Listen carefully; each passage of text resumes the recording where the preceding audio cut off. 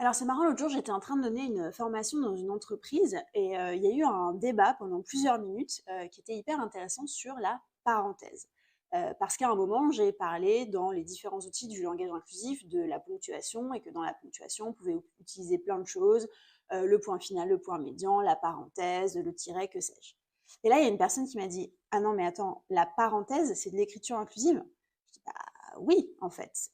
Et cette personne était hyper choquée parce que en réalité, la parenthèse utilisée est utilisée depuis des décennies en France, partout, y compris dans l'administration, dans des formulaires, sur le site du France Travail.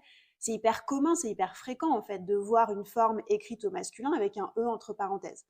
Bah ça, en fait, c'est de l'écriture inclusive. Et cette personne a dit: «Ah non, mais en fait, je peux utiliser des parenthèses?» Je dis: «Bah, écoute, si tu veux, évidemment, c'est toujours mieux d'utiliser une forme avec une parenthèse que de juste écrire au masculin.» Moi, en tant que formatrice et experte du langage inclusif, je préfère utiliser d'autres formes de ponctuation, comme le point médian, parce que la parenthèse, elle veut dire quelque chose. Quand tu mets ta vie entre parenthèses, bah, ça a une connotation symbolique qui est plutôt assez spécifique, parfois même négative. La parenthèse, tu peux la supprimer, c'est moins important. Alors que bah, le point médian, il sert à ça, il fait une abréviation, donc moi je préfère utiliser ça. Mais si tu veux utiliser la parenthèse, utilise-la, s'il te plaît, plutôt que d'utiliser du masculin du générique.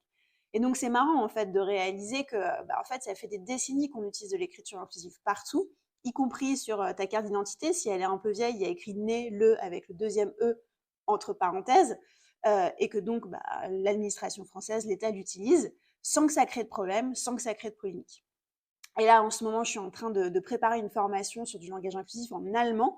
Et en allemand, on utilise encore plus de signes de ponctuation différents. On utilise aussi la petite étoile, l'astérix. On utilise le tiret bas, le gender gap. Enfin, c'est hyper intéressant. Bref, qu'est-ce que toi, tu préfères utiliser comme ponctuation quand tu écris en inclusif? Dis-moi en commentaire.